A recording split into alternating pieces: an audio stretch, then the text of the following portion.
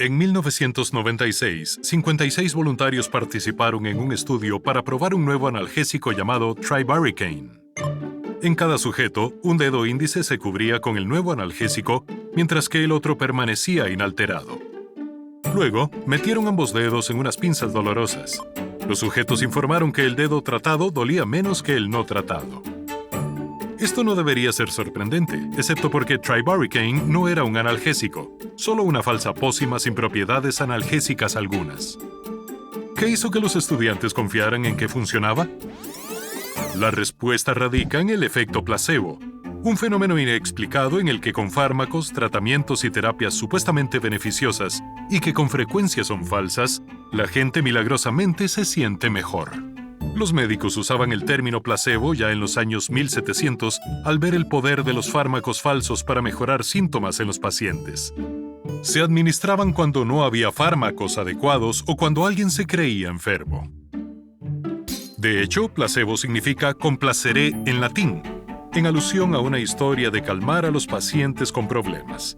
Los placebos tenían que imitar tratamientos reales para ser convincentes, por eso tenían forma de pastillas de azúcar, inyecciones de agua e incluso cirugías simuladas.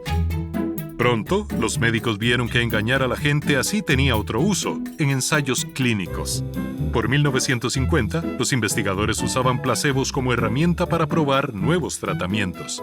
Para evaluar nuevos fármacos en los ensayos, la mitad de los pacientes recibía la pastilla real, la otra mitad un placebo del mismo aspecto. Como los pacientes no sabían cuál habían recibido, los investigadores creían que los resultados no estarían sesgados. Si el nuevo fármaco mostraba beneficios significativos comparado con el placebo, se demostraba su eficacia. Hoy en día es menos común el uso de placebos por consideraciones éticas. Si es posible comparar un nuevo fármaco con una versión más antigua u otro fármaco existente, es preferible a simplemente no dar a alguien tratamiento alguno, especialmente si tienen una enfermedad grave. En estos casos, los placebos se utilizan como un control de ajuste fino, de modo que los efectos del nuevo fármaco frente al antiguo o alternativo pueden ser comparados con precisión. Pero se sabe que los placebos ejercen su propia influencia también.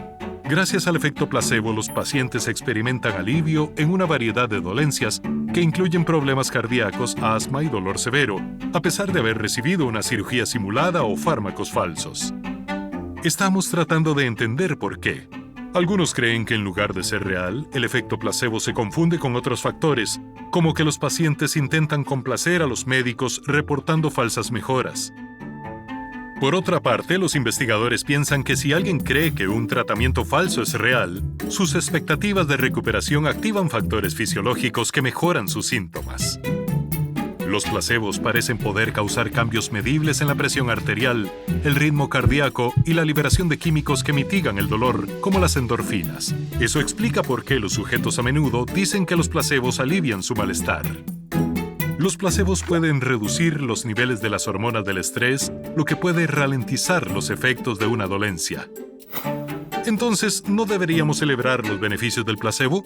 No necesariamente. Si alguien cree que un tratamiento falso lo ha curado, puede perder la oportunidad de usar fármacos o terapias eficaces. Además, los efectos positivos pueden desaparecer con el tiempo y lo hacen. Los placebos pueden enturbiar los resultados clínicos, lo que motiva a los científicos a investigar cómo ejercen ese poder sobre nosotros. A pesar de todo lo que sabemos sobre el cuerpo, aún hay algunos misterios extraños y perdurables como el efecto placebo. Entonces, ¿qué otras maravillas por descubrir podrán existir? Es fácil investigar el mundo que nos rodea y olvidar que uno de los temas más fascinantes se encuentra justo detrás de los ojos.